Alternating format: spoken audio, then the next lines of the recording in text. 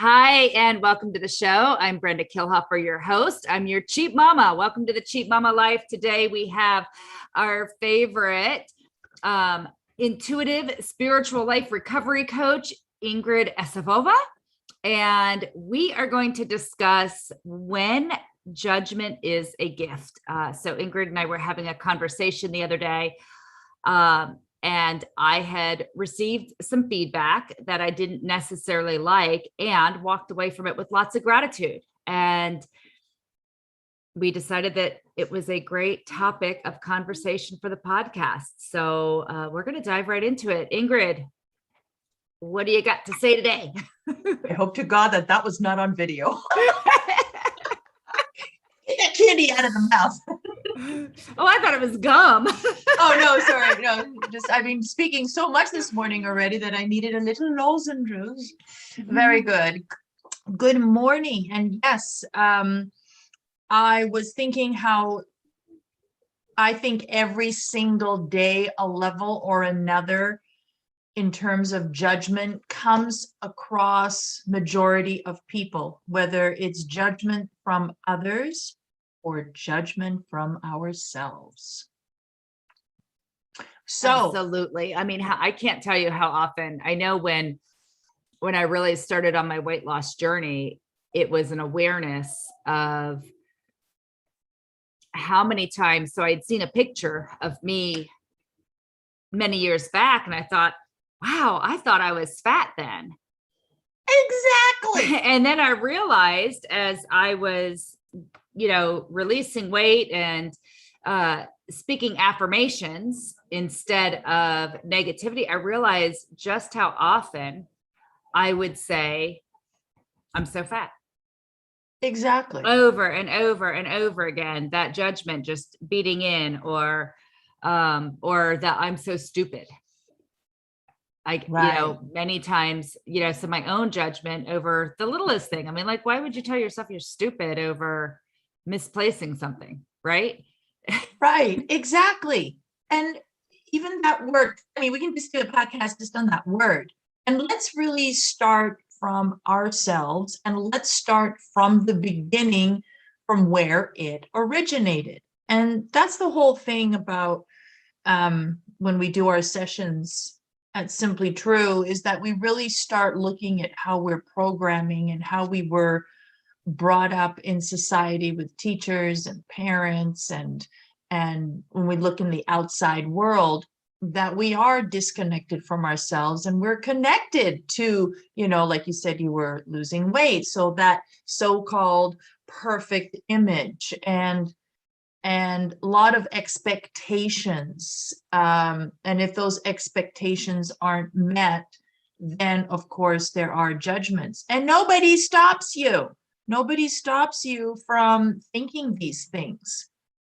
But could you imagine what a world it would be if we were, I mean, they don't know what they don't know, but if a world would be where it's not about selfishness, but it's about let's inspire and empower the self.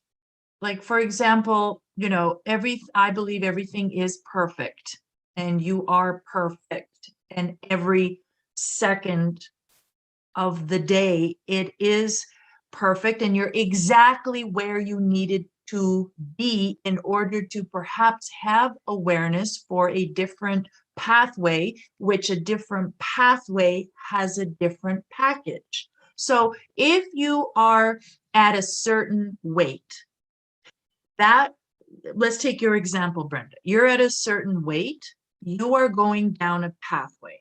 That pathway has things in it. It could be health issues. It could be how clothes fit, how they feel. It can be how people look at you and how, and what they can say to you. And then this is how it's all formed. We really value other people's opinions, even if we don't know them. And we somehow think that, they are always right. So I think it's unavoidable That's here still to stay in terms of the programming of the outside. Where is it that we start with ourselves today, regardless our age, whether we're someone that's 12 years old listening to this, or 92-year-old listening to this? I think it's about programming yourself, reprogramming yourself, and looking at truth. And you're like, what is the truth? Okay, I'm a big girl. Well, I am actually a big girl myself. I'm 6 feet and last week I was at 222, and then never mind, it's a whole story. And now I'm like 216. But the thing is, I'm a big girl. I'm never going to be that bony, person, nor do I want to be. But where the heck was I going with that? I have no idea. Loving your body, loving, yeah, every piece of muscle and every piece of fat is just perfect where it is. And however, like you said, you look back at those pictures and you're like, I thought I was fat. Me too. I'm looking at pictures that I'm 155 pounds and 6'2". Yes, I shrunk 2 inches. So I was a 6'2". Oh my God, stellar. But back then I'm thinking, oh, look at this, look at this, look at that. And it was all programming. Right. And then the comparison, the unrealistic comparison of, hey, look at what I look like, well, I was only 120, or I was only 125 when I was 20 years old, Yeah, exactly. Versus, and that's where so now I'm sitting here at 140, at 30 years old, 35, 40 years old, 50 years old, and thinking, oh, I'm fat. Yeah. And when you're going to be looking at your picture now, like 20, 30 years from now, you're like, I was smoking hot. Right. So that's where I was going to, that there are cultures that bigger, voluptuous woman is actually desired. Right. And any other type of body type is less desired. So therefore they're rocking it. They're rocking it because of acceptance. Well, and even years and years and years ago, I mean, that was a sign of wealth. So it was more desirable to be a little curvaceous and exactly. But then if we just rein into the original reason why we are doing this particular topic today. Okay, so you day-to-day judgment, people are saying something to you. I think it's a huge advantage to always consider it, for it to be a possibility of truth, looking at it and going, I can see that. And how can I feed my soul with that information if it's true? Mm-hmm. So if it's true, like, thank you. Yes, I hear you. Mm-hmm. And what if absolutely they are on a totally different pathway?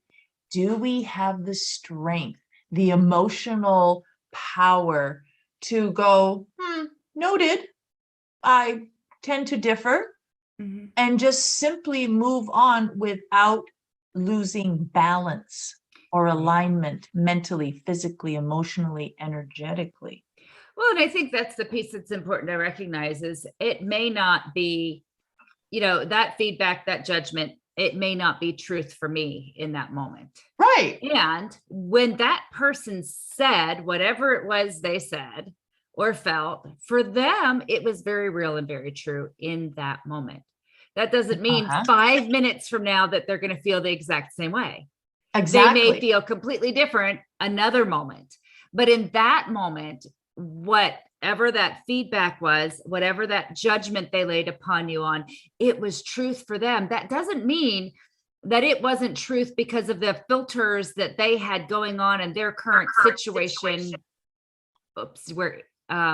Their current situation, their current awareness, whatever they were going through, and the filters, the belief systems that they were running it through. That doesn't mean that I have to take that as, yes, that's absolute truth, and I need to do something about it. Now, there might be times where, I do need to I do have an opportunity to take a look at it and say, I wonder what my role in that judgment was. And I think And, it's really, and is it something I get to, I can choose either way. I can choose to shift it, change it, or I can choose not to. exactly. And remember, if you look at it from a spiritual angle, nothing is presented to you that you haven't given permission to on one level or another, but that's not where I'm getting at. It's to the fact that that is actually what is needed to be heard at that moment. Because if it triggers you, if there is anything in life that triggers you, this is the moment that is time to perform. You are on stage. And what does the performing look like, sound like? What does it mean? It means that if you're triggered, that's all has to do with you. So why are you triggered? And remember, it's never the issue. It's always a trigger which leads to the core, the wound. So maybe it was about that you're not standing in your power. Maybe it was you felt abandoned. Maybe you felt betrayed. Maybe you felt entitled. So not to hear something like that because you have a certain position, you have a certain, you're entitled. So therefore, how dare they say something like that? Whereas if there wasn't a wound, that wouldn't even impact you. You would just go, noted. So in either case, it is a celebration. And I've noticed when I have taken care of my wounds, which I never have that come up again. It just doesn't seem to exist. Sometimes I go, I know what to do. I know what to do. Come on, bring it on. I'm ready. I'm ready. It never comes. It never comes because I don't need to hear it. But boy, do things come when I need to hear it. Ooh, it's almost like, oh, you got that one? Here's another one. Here's another one. It's like, I thought I already dealt with this. No, you may have dealt with it on this level, but perhaps you need to look at it in this level, because if it's still triggering you, you're not getting the message. Right. So actually looking at, because the title is Judgment is a Gift or something. Right. What is it? Judgment as a What are we talking gift. about today? That it is a gift because it is a celebration. Every time I get triggered, I celebrate. Unless if I have to call 911. Never mind. So are we able to look at it as a celebration? Sometimes. I mean, I was the I think what stemmed this conversation was an opportunity that I had where the feedback I didn't like, and I could walk away from it with absolute and complete gratitude. And isn't that funny how you probably didn't like it because it was probably true? Yeah. So I was in the moment, I'm like, ooh, ouch, that hurts, right? And when I sat back and looked at it, I'm like, okay, I could have, in this situation that I was getting feedback around, I didn't do this, and I knew that was the right thing to do, in that environment. And I know you hate the words right and wrong, but I don't hate dogs. I just don't know what they mean. But I was able to okay, you know what? Looking back, could have, had I handled it this a different way, pathway, had I handled direction, and and just knowing what my values are and how I wanted to show up, and recognizing, okay, I didn't show up in that way here and there. So being able to say, what a gift, what a blessing, that whether they meant it, whatever, regardless of what circumstance they particularly, because this was feedback over the course of an entire, weekend. 6 months, right? Actually, it was over an entire 6 months. And it was kind of like, I don't need the whys as to why I got that feedback. And over that course, over that period of time, how could I have improved me and shown up more authentically, more of who I am? And recognizing that in that moment, in that split second, their core, for whatever reason, said I didn't. And just being able to take a moment and look at it and say, wow, you know, it could be their stuff. It could have been something on their end. And there were things I could learn and walk away from. And if you are triggered, though. Yeah. And be in complete gratitude for the feedback and gratitude for what I was able to walk away from, because that feedback set me up for the next segment of instruction that I got to hear that I really gained a lot out of. And had I not gotten that feedback, I may not have been as open. I don't know. Well, it certainly wouldn't have even been in that area. I would have been evaluated in that area to get the feedback. So I think that's something that we all give feedback, whether we realize it or not, to other people. I mean, it can be in the way we look at them. It can be directly, indirectly, visually. Yeah, right. I mean, I can remember being in the car with my daughter and seeing folks walk across the street and having some massive judgment towards the clothing that they were wearing. And my daughter saying, quit judging, Mom. And I'm like, oh, yeah. So we're always giving feedback to people around us, whether it's, I often say my face doesn't have a filter. I've learned to filter my mouth, but my face doesn't. I haven't figured out how to filter my face. I love it. I love it. And remember, when we're looking at people and we're saying, oh, it's really their stuff, if it's not triggering you, then okay, go ahead and say it. But if it's triggering you, if it's taking you off your balance a little bit, it's for you. Right. That's what I want people to understand. If it's triggering you to put you off your axis, it is for you, even though it could be other people's stuff. So, somebody could be yelling at you, yelling, and you're being triggered, not so much emotionally, but physically, because you don't want the noise pollution. So this is teaching you to have your boundary and going, I'm going to go now. or maybe asking them, please to stop, or what I mean? There's something that has to be put into place. And the only time you really say, well, that's their thing, is when it's that line, okay, noted.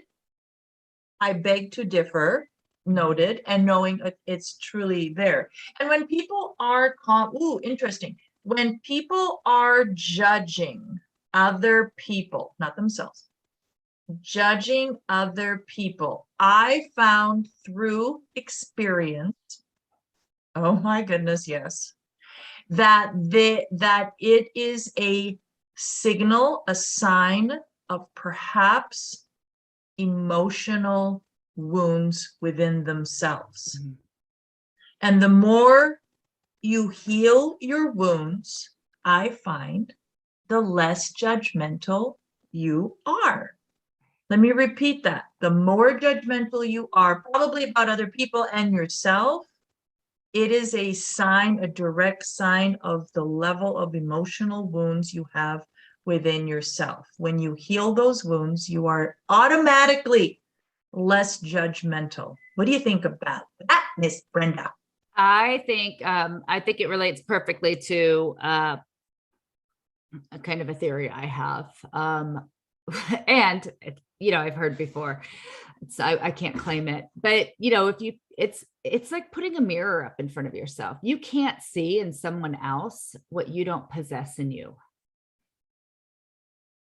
I mean, I can't see greatness. I can't see joy. I can't see, all of the beauty in another person if I can't see it in myself. By the same token, I can't see their I can't see the negatives if I don't have them within myself. I wouldn't recognize it if I hadn't experienced it myself, right? So if I'm looking at somebody else and having whatever judgment I'm having, chances are I'm holding a mirror up to Correct, because to the some things that, natural spirit within us, when you're connected to yourself, you just have unconditional love and you just see it for what it is. And and remember, opinion is even a judgment. An opinion is even a judgment because you're making something more than or less than something else. Whereas all that's really needed is to say, that is a match for me, that is not a fit for me.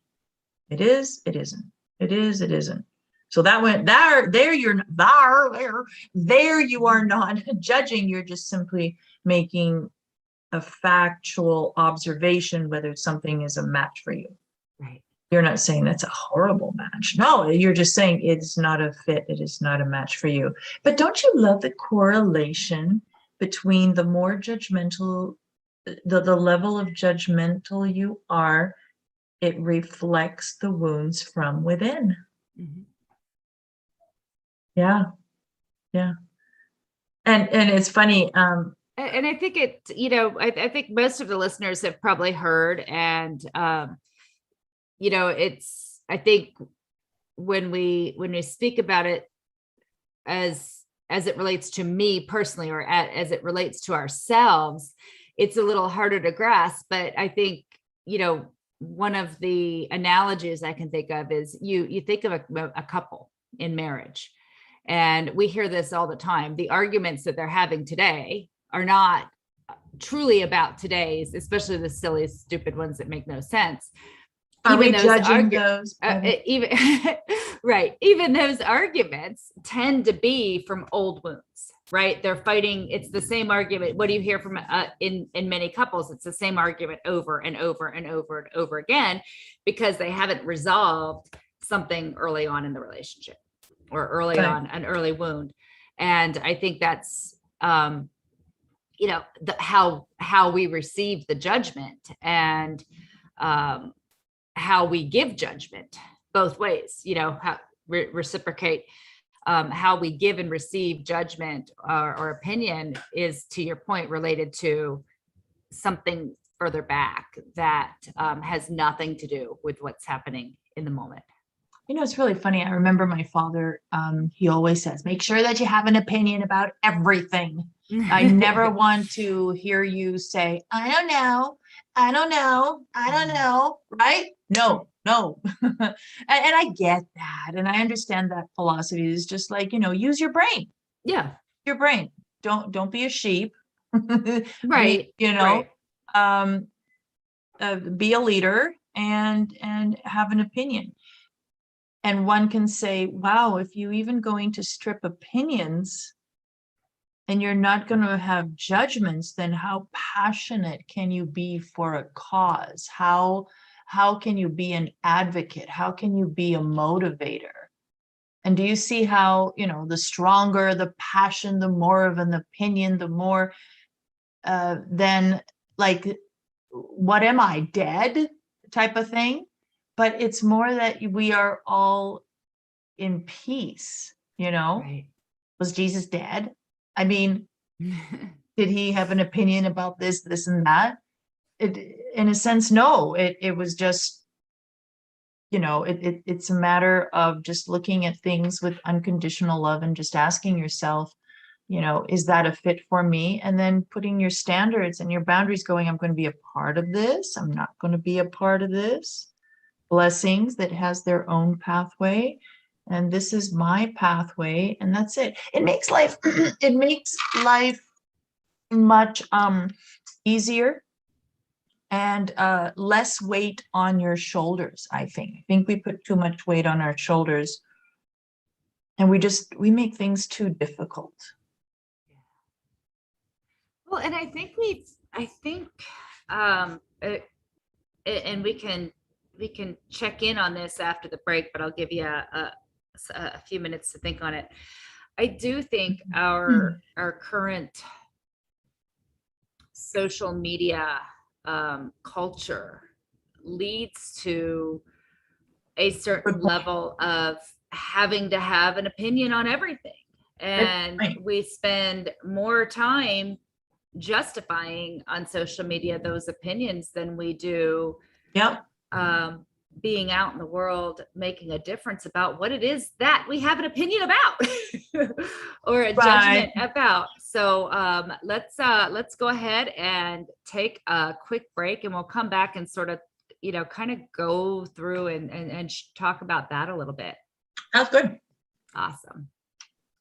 Hey, I just want to tell you guys real quickly, after talking with Dr. Kendall Williams about his brand new book, Visions, Values, and Corporate Hypocrisy, I'm very convinced that this book can help just about any executive, any corporate employee who's looking to just level up their game. As someone who was a failed leader themselves, managing over a team, I can tell you one thing, that for sure you can just hear the arguments that Dr. Williams make loud and clear about how leaders fail to align their actions with company values that results in just these disastrous consequences in the business, amongst the employees, and amongst the consumers. It's pure hypocrisy that we see in the corporate world. And this is why, the book, Visions, Values, and Corporate Hypocrisy is going to be one that you want to pick up and start reading more about.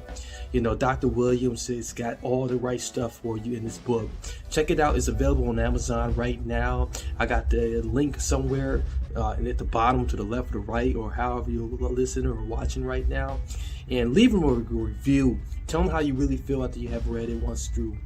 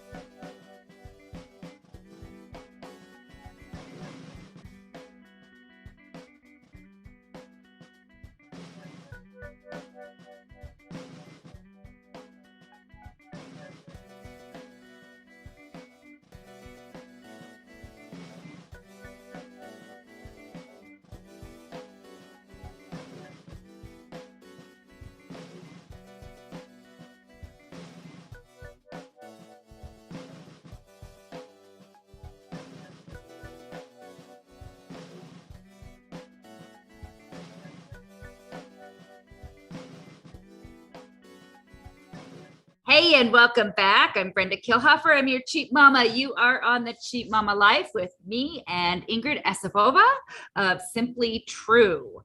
She is a life recovery and spiritual coach and intuitive. And I give that in multiple directions all over the place. And I'm making Ingrid laugh. I got all the words in. It may not be in the right order. So poor Ingrid, you can't see her because she's quietly laughing, but she is spitting water out all over the place and everything else. Yeah, because I butcher that almost every single time. And we've done at least 15, 20 episodes together. Oh, no judgment there, right? Okay, so we were right before break, we had talked about, this culture of judgment that's out there and opinions, especially on social media. And on just before we got on, I was thinking about an example. There was a shooting in our community, nearby our community, this past weekend, and a 16-year-old kid was shot and killed. And, the social media post started with, hey, does anybody know what all the police activity was? All of those types of things. And it got to the point where somebody said, yes, there was this shooting that had occurred and a 16-year-old was shot. And the first comment was, well, you are who you hang around with. And it went, then it went to, there were comments that went to the parents having, allowing their child after curfew, because curfew is at, 10 o'clock for under 16 and, midnight for 18. And he was there at 2 a.m. And I just watched that unfold and the judgment that went along with it unfolding. And I remember feeling like my heart's just broken for what this family is going through right now, having lost their son. It has, why he was there, none of that really matters. A 16-year-old boy's life was taken at the hands of somebody else in a shootout, and those parents are likely going through hell right now. And here we have this public forum, and to your point, Christ, what did Christ say? He without sin pick up the first rock, right? And this is a public stoning, of this family, of this child. And, later I found a link, and at the end of the day, not that it matters one way or the other. The example is, why can't we just love? But just, it's this culture at the end of the day, the kid was just getting gas. The shootout had started at another gas station and traveled there. And he just happened to be there at the time and got caught in the crossfire. So all this judgment that was being piled on to him, his family, for not knowing where he was, why was he out at that time? All of those different things, was irrelevant. I mean, even if he had been doing it, was still irrelevant. But I guess the point is, we just have this culture of judgment that we see on social media day in and day out. From the littlest, somebody posts something, and what do you see with most posts? Hey, this isn't political, I just wanted to share this. Or, hey, I don't want to make this an argument. I mean, people are even posting things with fear of the judgment that's going to happen. So how do you, what are your thoughts on this culture that's occurring, that is, that has made opinion and judgment and sharing it publicly with everybody and anybody who will take the time to listen? What do you make of that? Well, I think that I need to connect my cord for battery. That's what I think I should do. In other words, Ingrid has no judgment on it whatsoever or opinion. Oh my goodness. I would put that in a few categories. That's the beauty of choice, to be involved and feeding that fire. Do we feed that fire and continue? So we put that in one file. That's apples. Mm-hmm. Another one is oranges. Why is this happening to the degree that it is for people being able to have these opinions? It sometimes people thrive in drama. This is also about not having control in their life. And this is a small part of their life where they may think they have control based on, an opinion, and they feel strong. And isn't that funny also, that we don't know people's story, including the ones that are making these opinions? We don't know their story. Right. And then we also don't know the story of the other people that are being, shot. And we don't know the story of the shooter. Right. Just like you say, he's just there and he just happened to be getting gas. I don't think, well, there hopefully will come a time in our lives, not as long as we're alive, Brenda, but that, that no longer exists. And then this will be a plane where there's just going to be joy and unconditional love. And social media, that's why it's very important to be mindful and understand your intention and your content and what message you want to put across, and and what experience you want every second of the day emotionally. Mhm. And even if you put a post that is love and light and has the highest intention, Right. there will still be people that look at it and see it a totally different way. And then there'll be people that will see it and feel it the way that you intended it to be. And this is about not having an attachment to the outcome for whatever that outcome is, because you can't please everybody. It's Right. just what matters is what you have done at that moment, in your thoughts, in your words, in your actions. Was it love or was it ego? What was your deposit? Was it in the love basket or was it in the ego basket? And just don't travel that path that looks, Right. feels a certain way. Don't go to there. Don't go there. Yeah.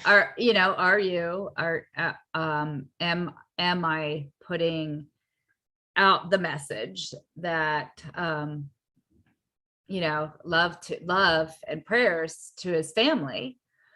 Am I putting that out, to your point, to show others what the right thing is to do? Or And am I doing it from my heart, where I'm just sending love and prayers to his family? And I'm sorry, but love and prayers to the people that are commenting. Yeah. Mm-hmm. Well, to see if they, love and prayers, because that's very powerful energy. And if there is any glimmer of light, tunnel, and it just takes one comment or one prayer to have a person change trajectory, and it's, it just shower love and light to all involved. And if we do person by person by person by person, it will make an impact. And remember, we don't know each other's story. I remember I was in yoga class yesterday, and I noticed before we started, there was a little ruffle going on a few mats down, and everyone's going, what happened? What happened? What happened? And a person, just before class, I guess, had to go to the bathroom. And what they did, there's a sort of like a yoga etiquette. You only walk on the floor. You don't walk on people's mats. Mm-hmm. And it was interesting what transpired with this person walking over the mat. Of course, there's no comparison to the shooting, but it was interesting, the judgment. And then I just had to, and I go, love and light, guys. Right. Look where we are at. We're in yoga class. Right. Love and light. Just sort of looked at me. Well, and it's possible that and then I went into down dog. And you don't know where. I mean, the other person may not have had the faintest idea that was etiquette. Right. Right. We have that. We have that. My husband and I go through that with the horses all of the time. We're new to riding. Right. And I remember talking with some friends of mine, and etiquette when you're riding with other riders is you don't allow, because horses are herd animals, right? So you don't allow one to get so far ahead of the other that the other one's freaking out, right? Or even turn a corner where the other one now can't see, because it's like, what's going on? Right. And my husband actually doesn't like to ride with me a lot, because I will remind him of that. One of my horses are a little more sensitive than his, and his likes to take off on, Right. on And if they stuff. take off, then yours takes off. And it's kind of like, hey, hon, I get,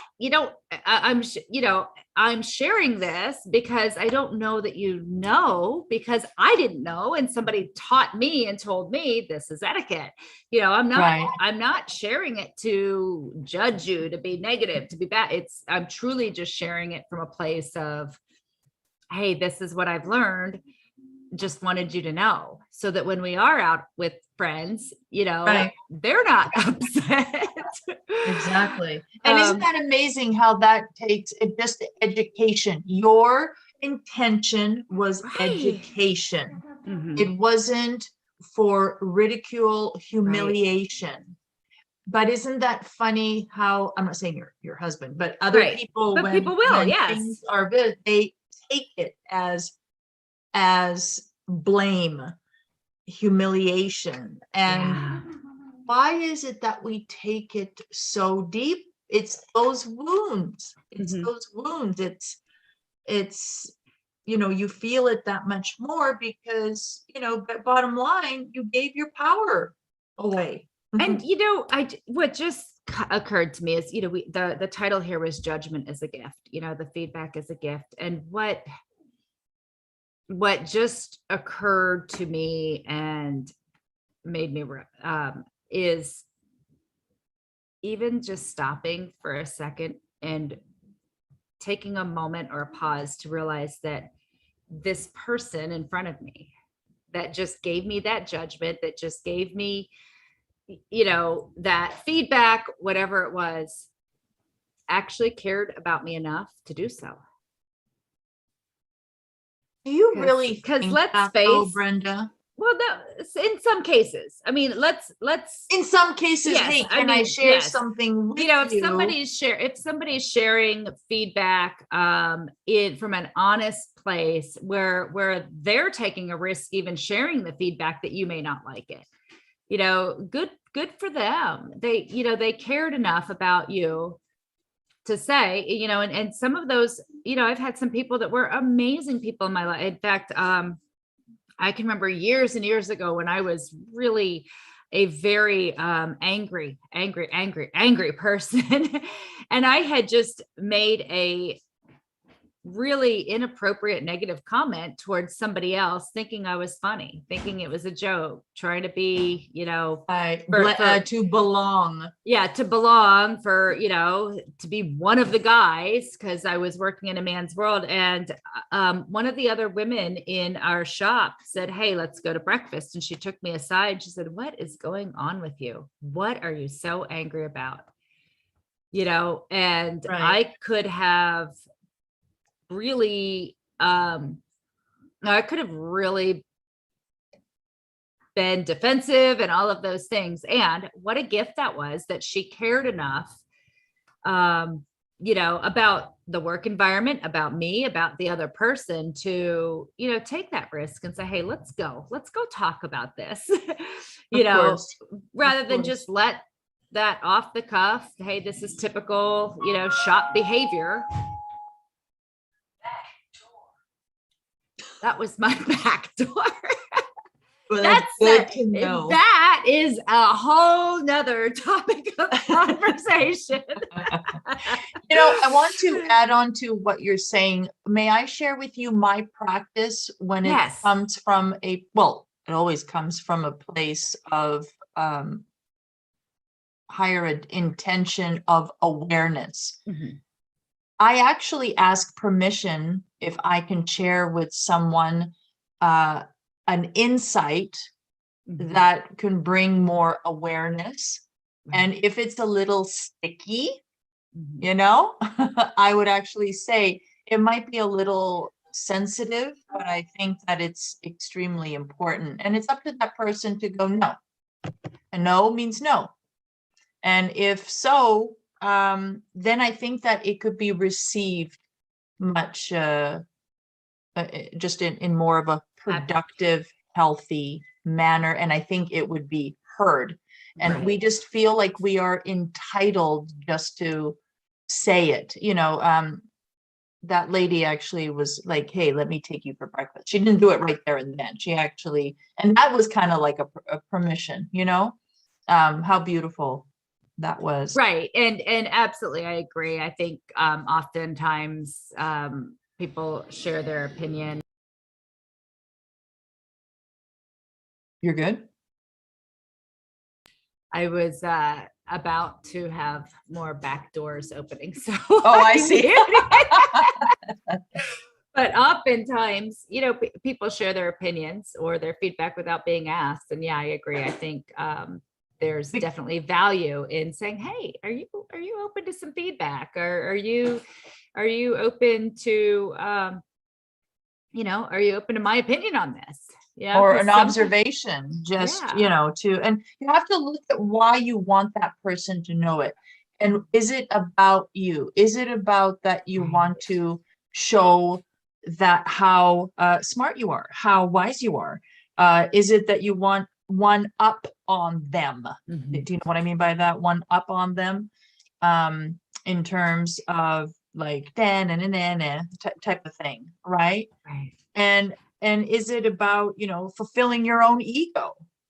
Or is it just simply that, hey, I observed something, can I share? And you always know the difference between the two is if the answer is no, or if you would be able to just let that go, how do you feel?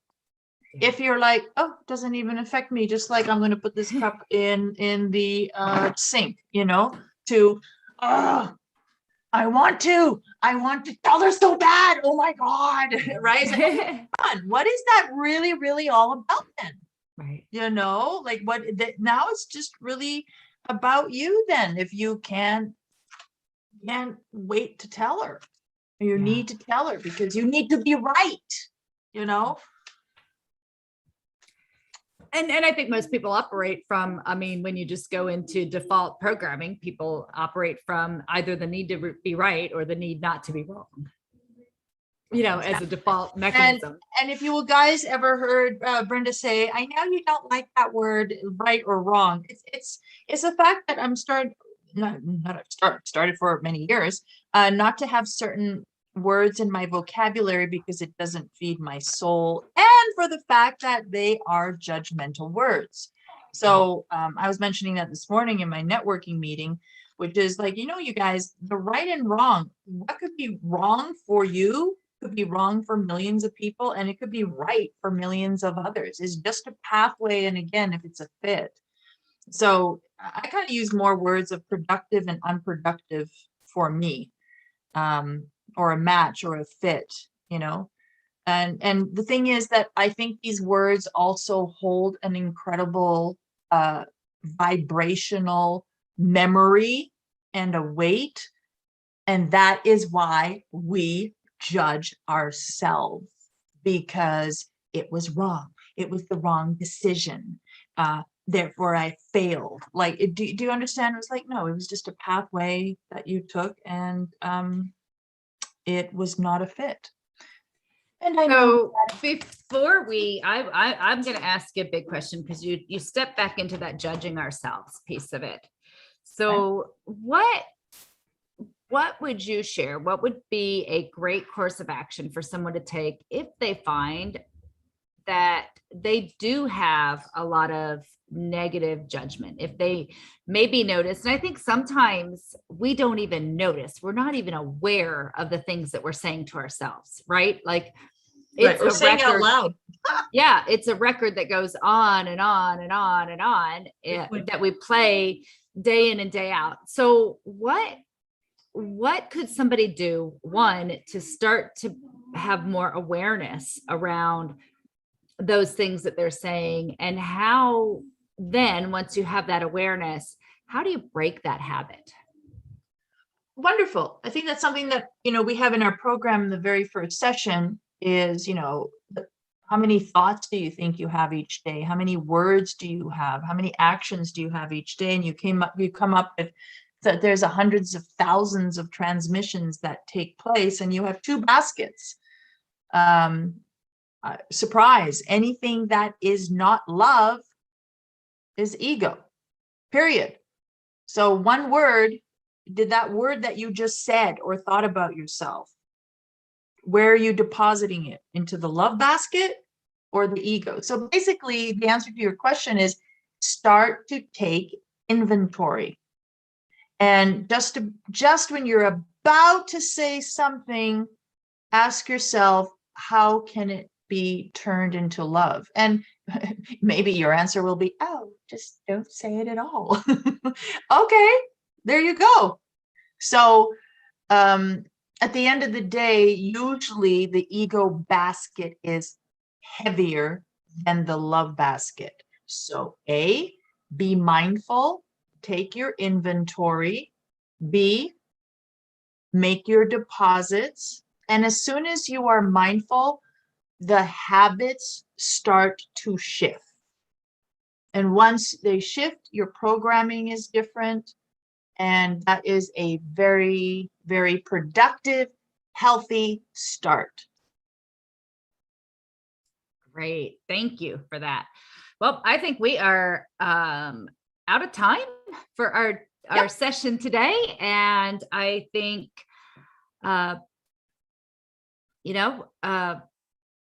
this is a topic that we could talk about a million different times in a million different ways. And I think we've covered it well. So Ingrid, how do people who might want to work with you get in touch with you? Go to simplytrue.com. Again, that's simplytrue.com, just as it sounds. And reach out via text and we can get started. We can have a free consultation for about 15 minutes. And if we are a fit, then we can go on to the free session and see if we dive a little bit deeper and see if we are more of a fit. And I'm global, so no excuses and very, very reasonable. Yes. And economic. And, my ideal client is the one that goes, I'm done. I am done of the drama. I'm done of this repeated patterns of behavior that A, I am projecting, and B, that I am attracting.